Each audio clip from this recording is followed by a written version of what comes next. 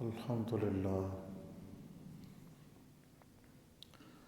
الحمدللہ وحدہ والصلاة والسلام علی من لا نبی بعدہ ونشہد ان لا الہ الا اللہ وحدہ لا شریک لہ ونشہد ان سیدنا محمدا عبدہ ورسولہ اما بعد فاعوذ باللہ من الشیطان الرجیم بسم اللہ الرحمن الرحیم ان الصفا والمروة من شعائر اللہ فمن حج البیت او اعتمر فلا جناح علیہ ان یطوف بہما ومن تطوع خیرا فإن اللہ شاکر علیم ان الذین یکتمون ما انزلنا من البینات والہدی من بعد ما بیناہ للناس فی الکتاب اولئک یلعنہم اللہ ویلعنہم اللاعنون الا الذین تابوا واصلحوا وبینوا فأولئك أتوب عليهم وأنا التواب الرحيم إن الذين كفروا وماتوا وهم كفار أولئك عليهم لعنة الله والملائكة والناس أجمعين خالدين فيها لا يخفف عنهم العذاب ولا هم ينظرون وَإِلَٰهُكُمْ إِلَٰهٌ وَاحِدٌ لَا إِلَٰهَ إِلَّا هُوَ الرَّحْمَٰنُ الرَّحِيمُ رَبِّ اشْرَحْ لِي صَدْرِي وَيَسِّرْ لِي أَمْرِي وَاحْلُلْ عُقْدَةً مِّن لِّسَانِي يَفْقَهُوا قَوْلِي رَبِّ اشْرَحْ لِي صَدْرِي وَيَسِّرْ لِي أَمْرِي وَاحْلُلْ عُقْدَةً مِّن لِّسَانِي يَفْقَهُوا قَوْلِي رب اشرح لي صدري ويسر لي امري واحلل عقدة من لساني يفقهوا قولي اللهم صل على سيدنا محمد النبي الأمي وعلى آله وسلم تسليما اللهم صل على سيدنا محمد معدن الجود والكرم وعلى آله وبارك وسلم هو الحبيب الذي ترجى شفاعته لكل حول من الأحوال مقتحم ان اللہ وملائکتہ یصلون علی النبی یا ایھا الذین آمنوا صلوا علیہ وسلموا تسلیما اللہم صل علی سیدنا محمد وعلی آل سیدنا محمد فی الاولین والآخرین وفی الملأ الاعلی الی یوم الدین۔ تلاوت کردہ آیات کا ترجمہ ہے: بے شک صفا اور مروہ اللہ کی نشانیوں میں سے ہیں، تو جس نے بیت اللہ کا حج یا عمرہ کیا اس پر کوئی گناہ نہیں کہ وہ ان دونوں کے چکر لگائے، اور جس نے اپنی خوشی سے نیکی کا کام کیا تو بے شک اللہ تعالی قدر کرنے والا اور خوب جاننے والا ہے۔ بے شک جو لوگ ہماری روشن دلیلوں اور ہدایت کو چھپاتے ہیں بعد اس کے کہ ہم نے لوگوں کے لیے اس کو کتاب میں بیان فرما دیا، وہ لوگ ہیں جن پر اللہ لعنت کرتا ہے اور لعنت کرنے والے لعنت کرتے ہیں، مگر ان میں سے جن لوگوں نے توبہ کر لی اور ٹھیک ہو گئے اور چھپائی ہوئی باتوں کو ظاہر کر دیا تو میں ایسے لوگوں کی توبہ قبول کرتا ہوں، اور میں بڑا توبہ قبول کرنے والا بے حد رحم فرمانے والا ہوں۔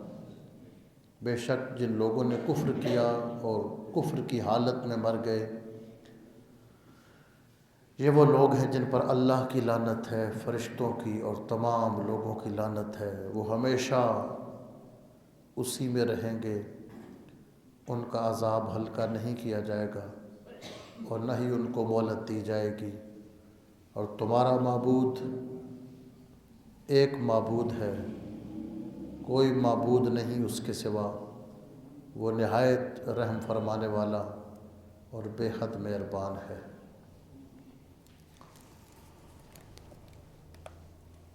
سورہ بقرہ کی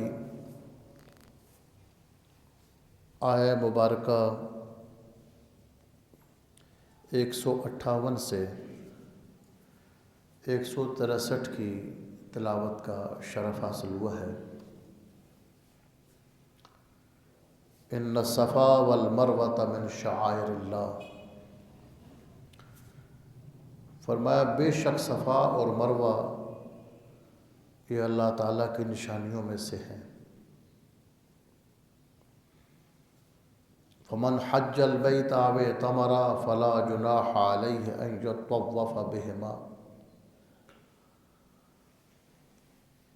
پس جو کعبے کا حج کرے یا عمرہ کرے اس کے لیے گناہ کی بات نہیں ہے کہ وہ ان دونوں پہاڑیوں کے چکر لگائے۔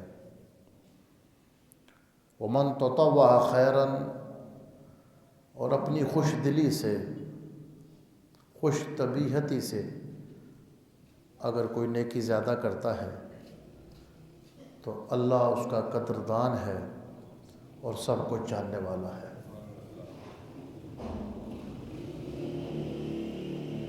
ان آیات مبارکہ میں صفا اور مروہ دو پہاڑیوں کو اللہ تعالیٰ کی نشانی قرار دیا گیا۔ شعائر یہ شعیرہ کی جمع ہے، اور شعیرہ نشانی کو کہتے ہیں۔ شعیرہ کا معنی ہے وہ چیز جو کسی دوسری چیز کی یاد دلائے۔ جیسے آپ کو کسی دوست نے ایک گھڑی تحفے میں دی اور نشانی دی، جب آپ اس گھڑی کو دیکھیں گے تو دوست یاد آ جائے گا، تو نشانی کو شعیرہ کہتے ہیں۔ فرمایا یہ صفا اور مروہ دونوں پہاڑیاں اللہ کی نشانیاں ہیں، ان پہاڑیوں کو دیکھو تو اللہ یاد آتا ہے۔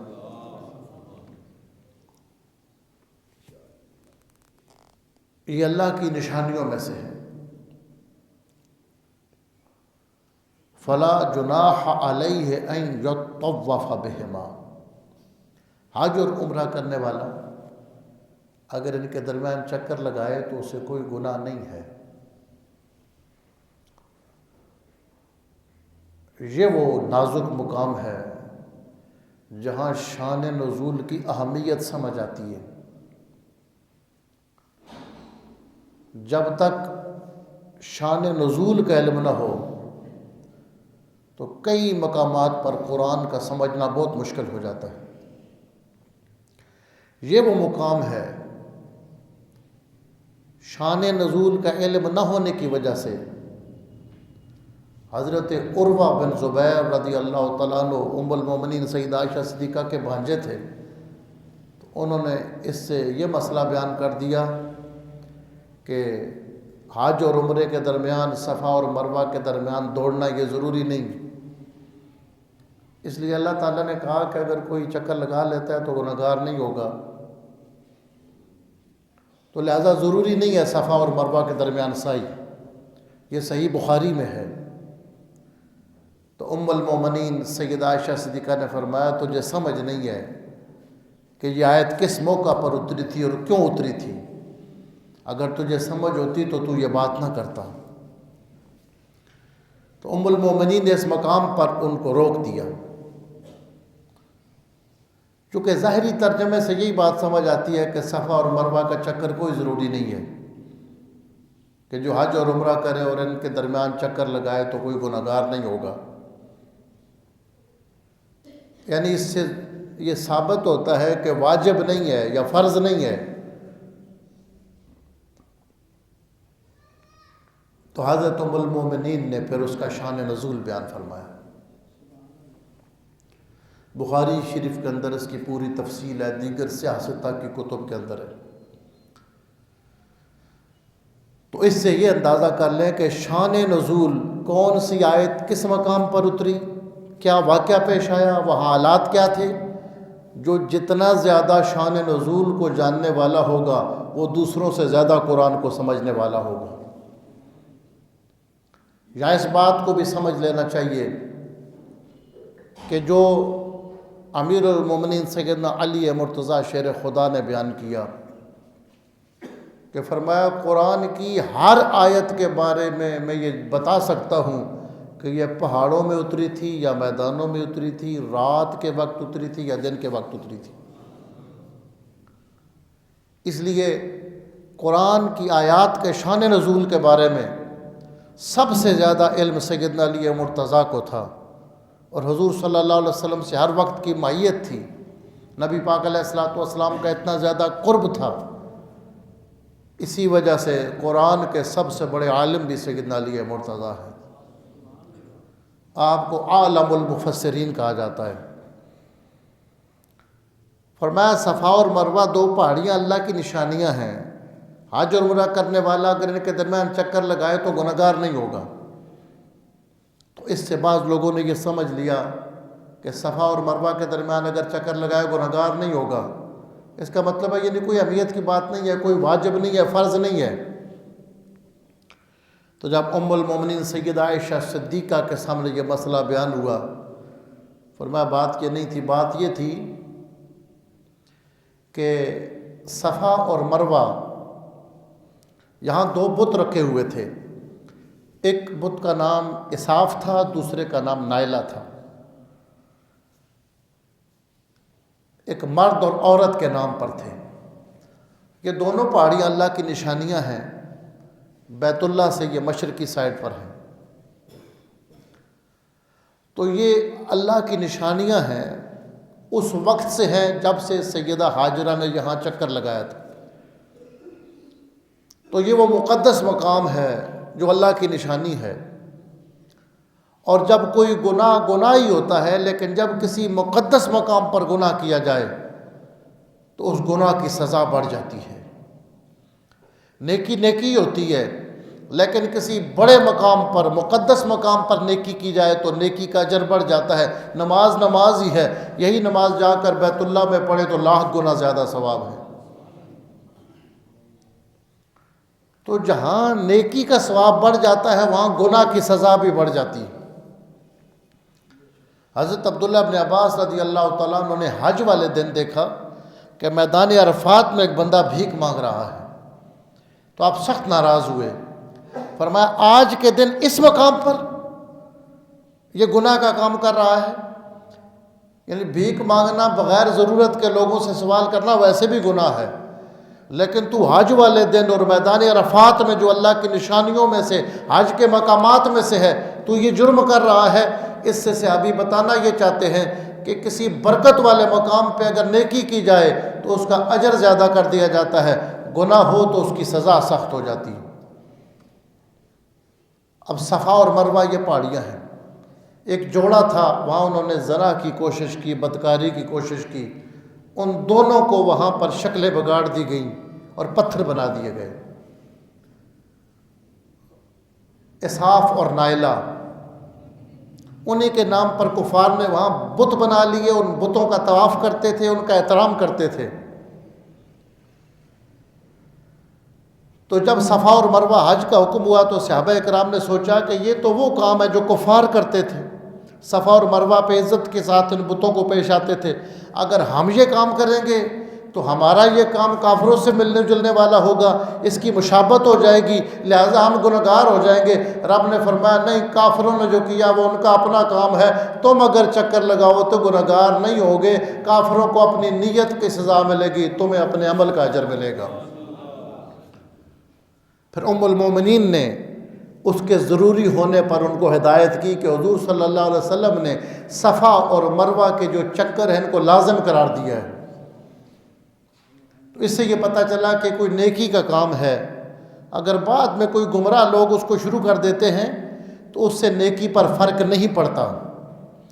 جیسا کہ ہمارے معاشرے میں یہاں ایک مفسر نے بڑی پیاری بات لکھی ہے، میں آج دیکھ رہا تھا کہ ہمارے معاشرے میں اگر کوئی سیاہ امامہ پہن لیتا ہے تو لوگ بڑے شک کی نظر سے دیکھتے ہیں کہ یہ کالی پگڑی اس نے پہن لی ہے، حالانکہ سیاہ امامہ پہننا حضور علیہ السلام کی ثابت سنت ہے۔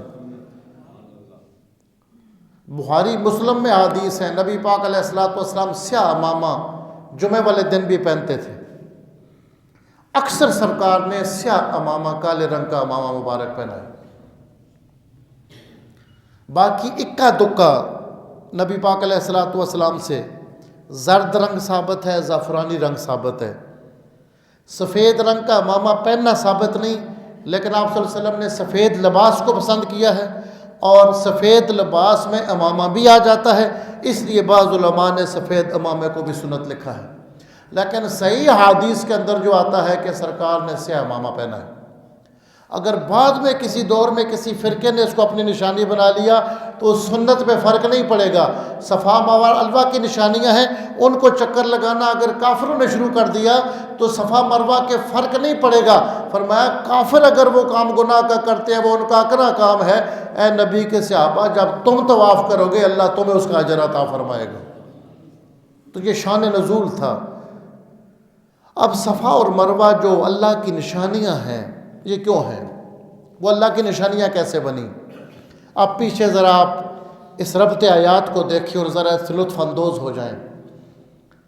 انسان پر دو حالتیں طاری ہوتی ہے، یا تو اس کو نعمت ملتی ہے یا اس پر کوئی تکلیف آتی ہے. یا انسان غم کی حالت میں ہوتا ہے یا خوشی کی حالت میں ہوتا ہے. یہ انسان پر دو کیفیات آتی ہیں، اور اللہ کی شریعت نے تقاضا کیا ہے جب خوشی ملے تو رب کا شکر ادا کرو، تکلیف آئے تو صبر کرو. یہ پچھلی آیات میں یا ایھا الذین آمنوا استعینوا بالصبر والصلاۃ، صبر اور نماز دونوں سے مدد مانگو. اللہ رب العزت نے اس مقام پر ساتھ ہی آزمائشوں کا ذکر کر دیا، اور پھر ساتھ بیان کیا کہ جو آزمائش میں، تکلیف میں، مصیبت میں صبر کر جاتا ہے اس کو اللہ تعالیٰ کی معیت نصیب ہو جاتی ہے. معیت کا کیا معنی ہے؟ اللہ اس کے ساتھ ہو جاتا ہے کہ جب بندہ صبر کے پیمانے پہ پورا اترتا ہے، اللہ اپنی رحمت کے ساتھ اس بندے کے دل پر تجلی فرماتا ہے.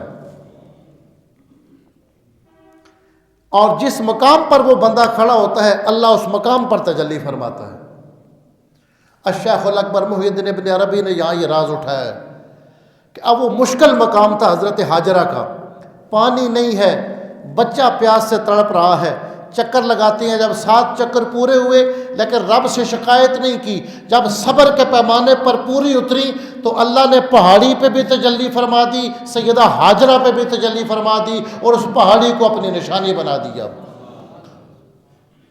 اس لیے فرمایا کہ جو ان آزمائشوں پہ پورا اترتا ہے اولئک علیہم صلوات من ربہم ورحمہ، ان پر اللہ کی طرف سے سلام آتے ہیں، سلوٹ آتے ہیں، اور اللہ کی طرف سے ان پر رحمت ہوتی ہے. یعنی صبر کرنے والا جس مقام پہ صبر کرتا ہے اللہ اسی مقام پر اس پر اپنی رحمت کے ساتھ جلوہ فرما ہوتا ہے. تو صفا اور مروہ پر سیدہ ہاجرہ نے ایک آزمائش پہ پورا اتری اور صبر کیا، تو ایک تو فرشتہ آ گیا اور اس نے خوشخبری دی کہ یہاں سے زمزم نکل گیا ہے. اللہ نے اپنی رحمت کی تجلی فرمائی، وہ زمزم بھی اللہ کی نشانی بن گیا، پہاڑی بھی اللہ کی نشانی بن گیا.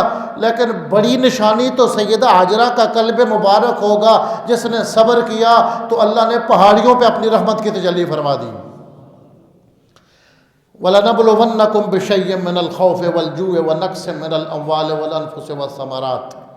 شیخ اکبر فرماتے ہیں جہاں جہاں کوئی اللہ کی نشانی جس پہاڑی ہے، اس پہاڑی پر، جس میدان پر اللہ کی نشانی جس کو کہا گیا، وہ وہی مقام ہے جہاں اللہ تعالیٰ نے کبھی تجلی فرمائی. جس طرح کوہ طور پر تجلی فرمائی وہ اللہ کی نشانی بن گیا. اللہ نے میدان عرفات پر تجلی فرمائی، وہ اللہ کی نشانی بن گیا. جبل رحمت پر آدم علیہ السلام کی توبہ قبول کرتے ہوئے اللہ نے تجلی فرمائی، وہ اللہ کی نشانی بن گیا. اور یاد رکھیں بندہ مومن کا دل وہ مقام ہے جہاں اللہ اپنی ذات کی تجلی فرماتا ہے. جہاں صفات کی تجلی ہو وہ تو اللہ کی نشانی ہے، بندہ مومن اللہ کی کتنی بڑی نشانی ہوگا. یہاں تک وَالْبُدْنَ جَعَلْنَاهَا لَكُم مِّن شَعَائِرِ اللَّهِ، فرمایا حج کے لیے قربانی کے لیے جن جانوروں کو تم نشانی لگا کے چھوڑ دیتے ہو، اللہ فرماتے ہیں ہم ان جانوروں کو بھی اپنی نشانی بنا دیتے ہیں۔ تو صفا اور مروہ یہ اللہ کی نشانیوں میں سے ہیں۔ یہاں اللہ تعالیٰ اپنی رحمت کے ساتھ متجلی ہوا ہے۔ حضرت الشیخ الاکبر کی جو بات ہے یہ جذباتی نہیں ہے، وہ قرآن کی آیت سے دلیل دیتے ہیں۔ پیچھے صبر کا مقام بیان ہوا، صبر کرنے والوں کے ساتھ اللہ ہوتا ہے۔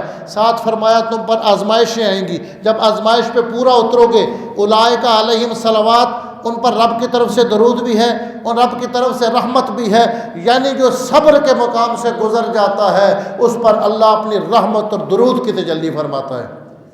ساتھ ہی صفا مروہ کا ذکر کیا کہ یہ وہ مقام ہے جہاں سیدہ ہاجرہ نے صبر کیا اور صبر کے پیمانے پر پورا اتر گئی، اس معیار پر پورا اتری تو اللہ نے اپنی رحمت کا جلوہ فرمایا، صفا کو بھی نشانی بنا دیا اور مروہ کو بھی نشانی بنا دیا۔ ان صفا والمروہ من شعائر اللہ۔ امام شافعی کے نزدیک اگر صفا مروہ کے درمیان سعی رہ جائے تو حج ہوتا ہی نہیں ہے۔ امام ابو حنیفہ فرماتے ہیں اگر رہ جائے تو یہ واجب ہے، واجب رہ جائے تو دم دینے سے، ایک جانور جو قربانی کی شرائط پہ پورا اترتا ہو وہ دینے سے یہ ادا ہو جاتا ہے۔ بہرحال یہ واجب ہے یا فرض، یہ ضروری ہے۔ ان الصفا والمروہ من شعائر اللہ ومن تطوع خیرا، کوئی بھی بندہ کوئی بھی نیکی کا کام اگر اپنی خوشی سے کرتا ہے، اللہ نے جو نماز تم پہ فرض کر دی ہے، کوئی بندہ نوافل شروع کر دیتا ہے، 2 پڑھے 4 پڑھے 6 پڑھے 8 پڑھے، اپنی خوشی سے کوئی نیکی کا کام کرتا ہے، فرمایا فإن اللہ شاکر علیم، اللہ اس کی بے قدری نہیں کرتا، اللہ اس کی محنت کی قدر کرتا ہے اور اللہ سب جانتا ہے۔ ان الذین یکتمون ما انزلنا من البینات والہدی، بے شک وہ لوگ جو ہماری نازل کی ہوئی نشانیوں کو، روشن دلیلوں کو اور ہدایت کو چھپاتے ہیں، بعد اس کے کہ ہم نے کتاب میں اس کو واضح بھی کر دیا ہے، ان پر اللہ کی لعنت ہے اور لعنت کرنے والوں کی لعنت ہے۔ جمہور مفسرین کے نزدیک ان آیات کا جو مصداق ہیں وہ علماء یہود تھے کہ اللہ تعالیٰ نے آسمانی کتابوں میں حضور پاک صلی اللہ علیہ وسلم کا جہاں ذکر کیا تھا، وہ گزرتے گزرتے اس مقام سے ایسے گزر جاتے تھے، سرکار کا ذکر نہیں کرتے تھے۔ نبی پاک علیہ الصلوۃ والسلام کی جو شان تھی، نبی پاک علیہ الصلوۃ والسلام کی جو عظمت تھی، اس کو چھپاتے تھے۔ تو اللہ نے فرمایا ان پر اللہ کی لعنت ہے جو خدا کی روشن دلیلوں کو چھپاتے ہیں، حق کو چھپانے والوں پر خدا کی لعنت ہے۔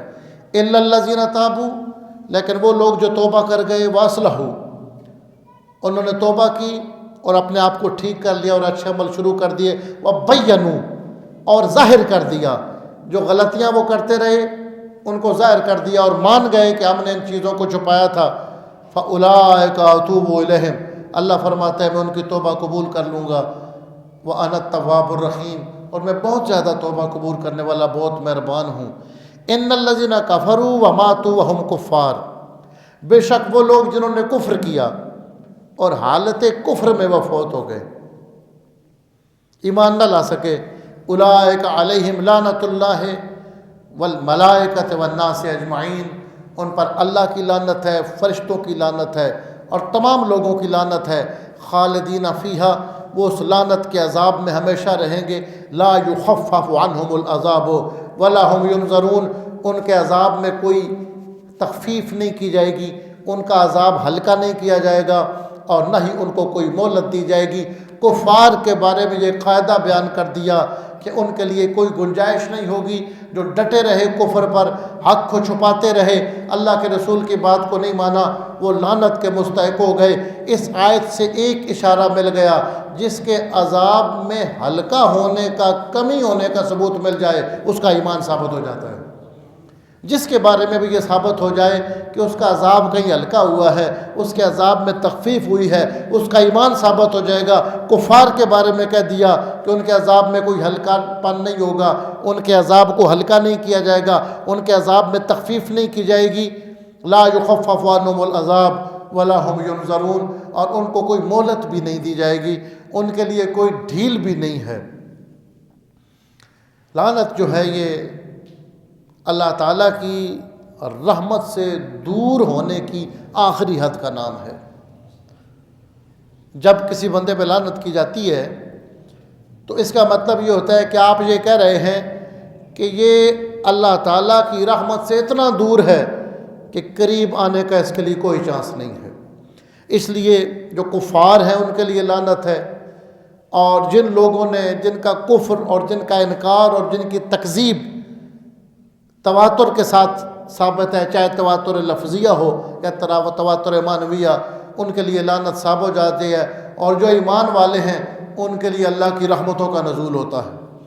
اس لیے جب کفار کا ذکر کیا جاتا ہے تو لوگ لعنت اللہ علیہ پڑھتے ہیں، اور جب ایمان والوں کا ذکر کرتے ہیں تو رحمت اللہ علیہ کہتے ہیں کہ ان پر اللہ کی رحمت ہے۔ وَإِلَٰهُكُمْ إِلَٰهٌ وَاحِدٌ لَا إِلَٰهَ إِلَّا هُوَ الرَّحْمَٰنُ الرَّحِيمُ، اور جو تمہارا الہ ہے وہ الہ واحد ہے، اس کے سوا کوئی عبادت کے لائق نہیں، اور رحمان الرحیم ہے۔ احادیث مبارکہ میں جن آیات کے بارے میں، صورتوں کے بارے میں یہ اشارہ ملتا ہے کہ ان میں اللہ تعالیٰ کا اسم اعظم پوشیدہ ہے، ان میں سے ایک یہ مقام ہے، آیت نمبر 163 ہے سورہ بقرہ کی، وَإِلَٰهُكُمْ إِلَٰهٌ وَاحِدٌ لَا إِلَٰهَ إِلَّا هُوَ الرَّحْمَٰنُ الرَّحِيمُ۔ یہ ان مقامات میں سے ہے جن مقامات کے بارے میں اسم اعظم کی نشاندہی کی گئی ہے، اشارہ کیا گیا ہے۔ وہ انشاءاللہ اسم اعظم پر جب آیت الکرسی کے شروع میں ہم آئیں گے تو پوری تفصیل کے ساتھ ہم وہاں بیان کریں گے کہ اسم اعظم ہوتا کیا ہے، اس کے بارے میں حدیث مبارکہ میں کیا بیان ہوا ہے، اس کے بارے میں عارفین نے کیا بیان کیا ہے۔ خالدین فیہا لا یخفف عنہم العذاب ولا هم ینظرون وإلہکم الہ واحد لا الہ الا هو الرحمن الرحیم۔ آمنت باللہ العلی العظیم وتوکلت علی الحی القیوم۔